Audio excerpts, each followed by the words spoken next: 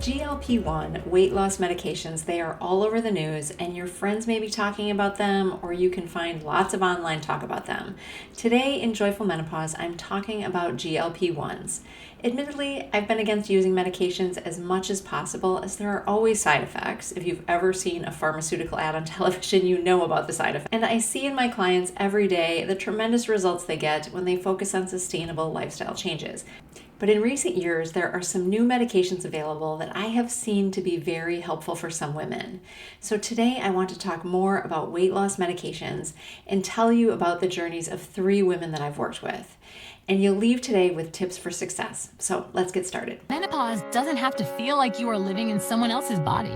Your host, Lynda Enright, has spent the last 25 years helping women to thrive in midlife. Here you'll find science-based practical advice that you can start using today to get real results for your health. Welcome to Joyful Menopause. We're diving into a topic that so many women have questions about: weight loss medications. GLP-1 receptor agonists like Ozempic and Mounjaro primarily help regulate blood sugar by increasing insulin secretion and slowing down digestion, which also can then help with appetite suppression. While most GLP-1s address both blood sugar control and appetite, some may emphasize one effect more than the other, depending on the formulation.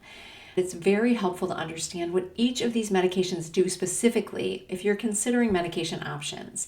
It's important to ask your doctor to explain the purpose, the goals, and the plans for medication use. These medications can be very effective, though there are also concerns to consider. Side effects like nausea, constipation, and muscle loss are common, and more serious risks such as pancreatitis are still being investigated. The long-term effects, especially in younger populations, remain unclear, raising questions about potential dependency and ethical implications.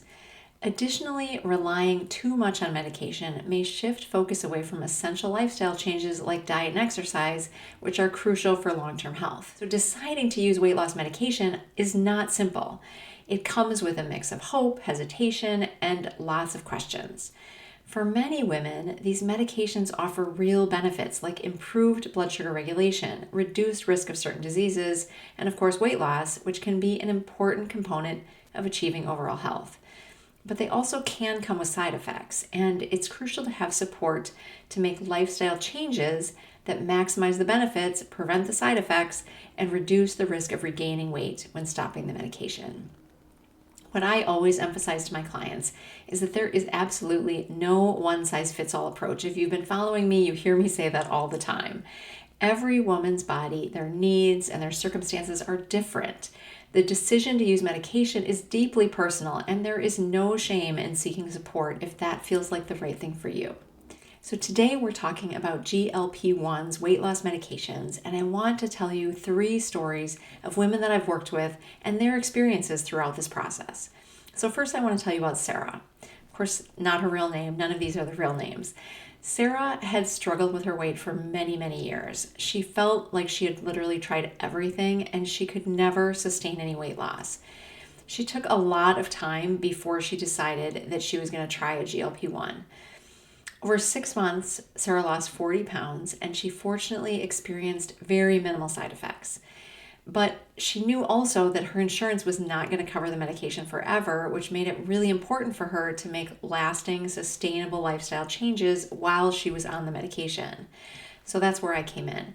Together, we built a plan to help her maintain her weight loss sustainably. We focused on an anti-inflammatory diet filled with whole, nutrient-dense foods, which helped optimize her nutrition and minimized her side effects. Her exercise routine included strength training to preserve muscle mass and cardio for overall health. We also tackled gut health by adding fiber-rich foods and ensuring she stayed hydrated. Sarah's story shows that while medications can help, the key is in the lifestyle changes that you can do while you're on the medication so you can support long-term success when you go off of it. So when Sarah's insurance stopped covering the medication, she had a plan in place to move forward and maintain her success. Next, there's Emily. Emily started on a weight loss medication and lost 10 pounds initially, but then she hit a frustrating plateau. She also experienced side effects like constipation and muscle loss, which are common. Studies show that constipation affects about 30% of those on weight loss medications, and muscle loss is something I think is so important to prevent because with muscle loss, you can slow metabolism and then it makes it harder to maintain any loss long term. Emily felt discouraged, but she wasn't ready to give up. We worked together to adjust her diet, increasing her protein intake and balancing her carbohydrates to support blood sugar regulation in addition to what the medication was doing. I also helped her to find an athletic trainer to help her with her strength training routine to rebuild muscle mass to support her metabolic health. For her gut and digestion, we use natural supplements and some dietary tweaks to ease her constipation. Not only does a healthy gut microbiome help digestive health, it's important for long-term weight loss and sustainability too. So there's 3 things we focused on: getting plenty of protein, creating the right balance of protein and carbs, building her muscle mass, and focusing on gut health. Emily's story highlights that sometimes the journey is not a straight line, but when you make adjustments that are right for your body personally, it is possible to overcome setbacks, to stay motivated, and to continue to move towards your health goals. And the last story is about Mia. Mia tried the same medication, but she didn't lose any weight. She was in menopause and she didn't care as much about the number on the scale as she did when she was younger, but years of being told she should be a certain weight made this experience really frustrating for her. But like the other women, Mia didn't give up. She reached out for help. Together, we shifted her focus from the scale to overall health.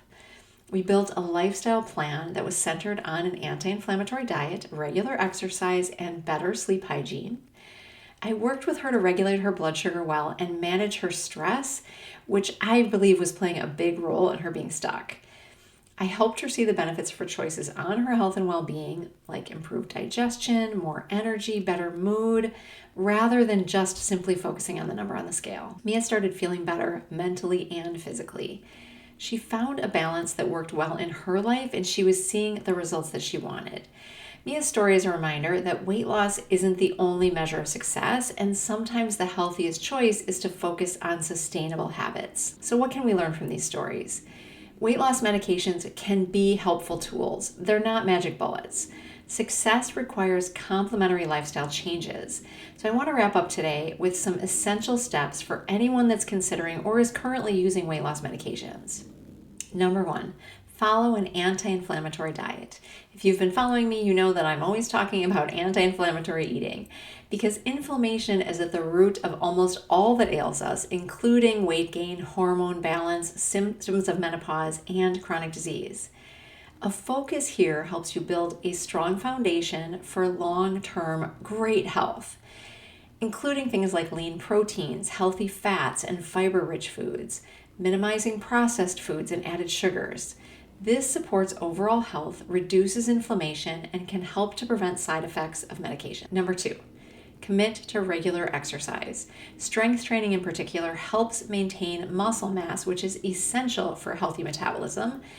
Cardio supports heart health and endurance, so that's important too, but the strength training is really key to keep metabolism functioning well. My experience is strength training is the area that a lot of women skip, and again, so important, particularly through the years of perimenopause and menopause, and crucial for maintaining muscle mass if you choose to go on a GLP-1.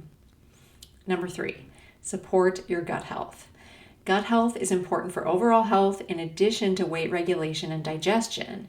If you choose GLP-1 medications, I believe the focus on your gut is a particularly important one because constipation is a relatively common side effect. It will just help you feel so much better too. So staying hydrated, including probiotic and fiber-rich foods to prevent constipation. A healthy microbiome is essential for weight regulation, digestion, and overall well-being. And lastly, make a plan for post-medication maintenance. Work with your doctor to gradually transition off medication while continuing healthy habits. When you have included all the tips I've given you, you will have built a foundation of sustainable lifestyle changes. Each of these components is vital for long-term health, whether you choose to use weight loss medication as a tool to reach your goals or not. Each person's journey is unique, and there's no shame in seeking help. Remember, medications are just one part of the puzzle. Sustainable habits are what create lasting change. If you're considering weight loss medication or working on your health journey, know that support is available. Go to the comments to see how you can reach out to me. I'd love to hear your story and help you navigate your path to better health. Thank you for listening today to Joyful Menopause. Don't forget to subscribe and share this episode with anyone who might find it helpful. Until next time, take care and be well.